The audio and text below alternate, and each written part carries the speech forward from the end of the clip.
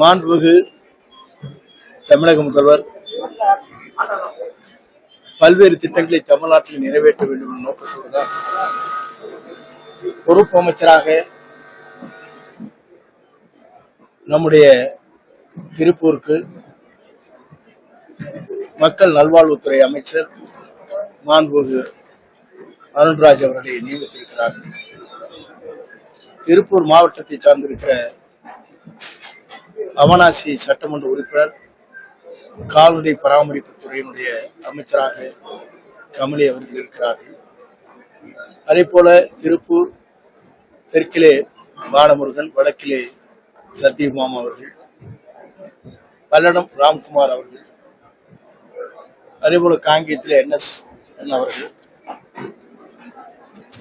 நம்முடைய ஆற்றல் மிக்க மாவட்டத்துறை ஆட்சியர், சிறந்த காவல்துறை கண்காணிப்பாளர் மற்றும் அனைத்து அலுவலர்களும், வருவாய்த்துறை அதிகாரிகள் போன்றவர்கள் இந்த ஆய்வுக் கூட்டத்தில் கலந்து கொண்டார்கள். என்னென்ன பணிகளை விரைந்து நாம் நடத்த வேண்டும் என்பதற்காக இந்த ஆய்வுப் பணிகள் மேற்கொள்ளப்பட்டிருக்கிறது.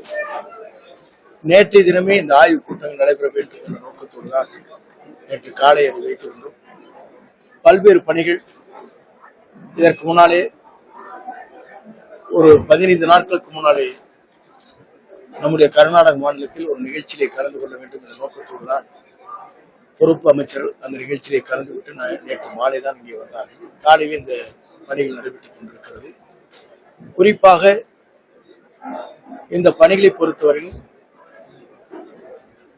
இன்று நடைபெறுகிற நிகழ்ச்சியை பொறுத்தவரை விடுமுறை நாட்களில் இன்றைக்கு நடைபெற்றுக் கொண்டிருக்கிறது.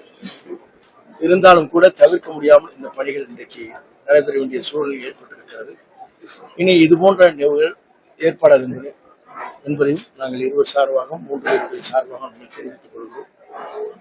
ஆக விரைந்து ஆளுடைய கூட்டம் நடைபெற இருக்கிறது. ஆய்வுப் பணிகள் முடிந்து என்னென்ன பணிகள் தேக்கமாக இருக்கிறது என்பதை தெரிந்து கொள்ள வேண்டும் என்ற நோக்கத்தோடு தான் நம்முடைய தமிழக முதல்வர், வெற்றி கழகத்துடைய தலைவர், எதிர்கால தமிழகத்தை என்றைக்கும் ஆளக்கூடிய ஒரு தலைவர், அவருடைய ஆணைப்படி நடைபெறுகிற நிகழ்ச்சி.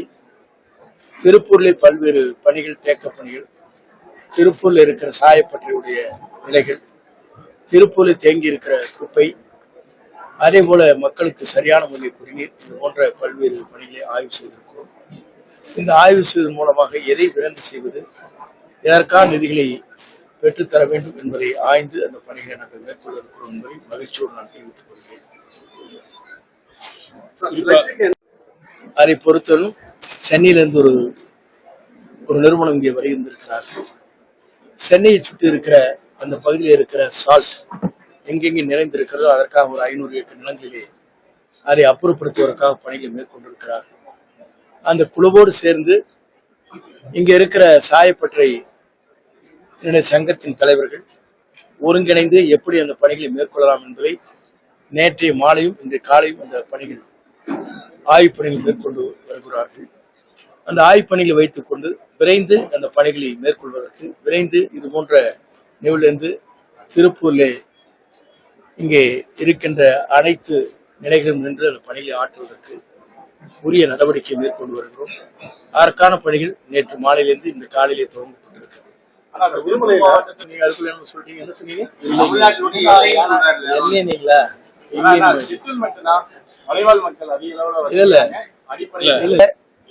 மலைவாழ் மக்கள் எங்கெங்கே வாழுகிறார்களோ செட்டில்மெண்ட் என்று சொல்லப்படுகிற இடத்தில் மத்திய அரசுடைய பல்வேறு விதிகள் இருக்கிறது. அந்த விதிகளுக்கு ஏற்ப மாநில அரசு என்னென்ன நடவடிக்கை மேற்கொள்ள வேண்டுமோ அதை வருவாய்த்துறையின் மூலமாக அந்த பணிகளை நாம் நிறைவேற்றுவோம். என்னென்ன பணிகள் தேங்கி இருக்கிறதோ அந்த பணிகள் மாநில அரசால் நிறைவேற்றப்பட வேண்டிய பணிகளை 2 மாத காலத்தில் நிறைவேற்றி காட்டுவோம் என்பதை தெரிவித்துக் கொள்கிறேன். நீங்க பல்வேறு கேள்விகள் இருக்கீங்க. அதுக்கு முன்னாடி என்ன சொல்லிக்கிறேன்னா, இந்த ஆய்வுக் கூட்டத்தின் நோக்கமே என்னன்னா, திருப்பூரின் பொறுப்பு அமைச்சராக முதலமைச்சர் அவர்கள் நியமித்திருக்கிறார். அதற்கு முதல் நன்றியை தெரிவித்துக் கொள்கிறேன். இந்த ஆய்வுக் கூட்டத்தின் நோக்கம் என்னன்னா, பல்வேறு ஒரு மாவட்டம் இருந்தால் பல்வேறு டிபார்ட்மெண்ட்ஸ், பல்வேறு துறை சார்ந்த அதிகாரிகள் அனைவரும் வந்திருந்தாங்க. முதல்ல நம்ம அரசு, இந்த முதலமைச்சர் அவர்கள் திட்டம் என்ன, அவர்கள் நோக்கம் என்ன, அரசு துறையிலிருந்து எந்த மாதிரி செயல்பாடுகளை எதிர்பார்க்கிறாங்க, அந்த விஷனை கம்யூனிகேட் பண்றதுதான் முதல்ல ஒரு நோக்கமா இருந்தது. மாண்புமிகு முதலமைச்சர் அவர்களின் நோக்கம் ஒரு நேர்மையான, வெளிப்படையான, லஞ்சம் ஊழலற்ற ஒரு நிர்வாகத்தை கொடுக்க வேண்டும் என்பதுதான் அவரின் லட்சியம். அவர் சொல்லியிருக்கார், ஒரு ரூபா நான் லஞ்சமா வாங்க மாட்டேன்னு சொல்லியிருக்கார். அதே மாதிரிதான் அரசு அலுவலர்களும் இருக்க வேண்டும் என்ற ஒரு உயரிய இலக்கை வைத்திருக்கிறார். அந்த ஒரு மெசேஜ், அந்த ஒரு நோக்கம் அது கிளியரா கம்யூனிகேட் பண்ணணுங்கிறதான் முதலமைச்சர் அவர்களின் ஆணை. இந்த முதல் ஆய்வுக் கூட்டத்தில் அனைத்து துறை அலுவலர்களும் இதை நாங்கள் தெளிவாக சொல்லியிருக்கிறோம். நம்ம எல்லாருமே பார்த்தீங்கன்னா அரசு அலுவலர்களும் இந்த அரசின் ஒரு முக்கிய அங்கமாக இருக்கிறார்கள். அவங்க தான் வந்து நேரடியாக மக்கள் அவங்க குறைகளை கேட்குறாங்க, மக்கள்கிட்ட சேவை செய்கிறாங்க. அதனால நீங்கள் கண்டிப்பாக ஒரு வித்தியாசத்தை பார்ப்பீங்க. இதுக்கு முன்னாடி கடந்த 60 ஆண்டுகளில் எப்படி டிபார்ட்மெண்ட்லாம் நடந்துச்சு, இப்போ எப்படி அடுத்து நடக்க போகுது அப்படிங்கிறத வித்தியாசத்தை கிளியராக பார்ப்பீங்க.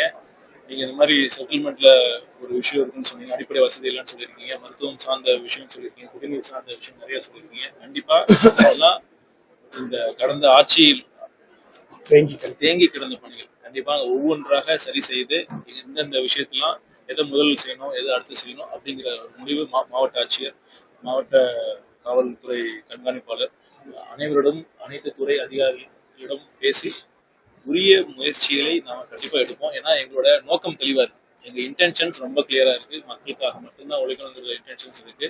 கண்டிப்பாக ஒவ்வொரு தேவையும் படிப்படியாக ஒவ்வொன்றாக நிறைவேற்றி தரப்படும் என்ற உறுதியை மாண்புமிகு முதலமைச்சர் அவர்களின் சார்பாக நாங்கள் தெரிவித்துள்ளோம். பொதுவாக வேளாண்மை துறையின் மூலமாக ஆய்வுக் கூட்டம் நடைபெற்றிருக்கிறது. இந்த ஆய்வுக் கூட்டத்தின் மூலமாக வேளாண்மைத்துறை அமைச்சர் அவர்களுக்கு என்ன நடவடிக்கை மேற்கொள்ள வேண்டும் என்பதை அவர்கள் இந்த கருத்துக்களை வழங்க போகிறார்கள். வழங்கியுடன் உரிய நடவடிக்கை துறையின் சார்பாக எடுக்கப்படும். ஒரு அரசியல் வருவாய்த்துறை அதிகாரி ஒரே ஒரு கேள்வி சார், அரசு அது அவர் கேட்ட கேள்விக்கு பஸ் சொல்லிட்டாங்க. நீங்க அதுலயே வந்து நீண்ட நெடுங்காலமாக இருக்கின்ற பிரச்சனைகள் அனைத்தும் ஆய்வு செய்யணும். வந்து எத்தனை நாள் ஆச்சு? 20 நாள் தான் ஆச்சு. நீங்க 20 நாளே 200 கேள்வி கேட்டீங்க.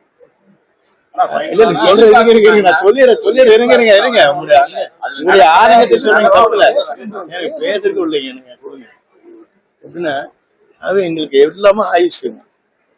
அவர் சொன்னதை போல ஒரு தூய்மையான ஆட்சி நடைபெற வேண்டும் என்பதுதான் நம்முடைய தமிழக முதலமைச்சருடைய நோக்கம். அதில் எந்த தங்கு தடையும் இருக்காது.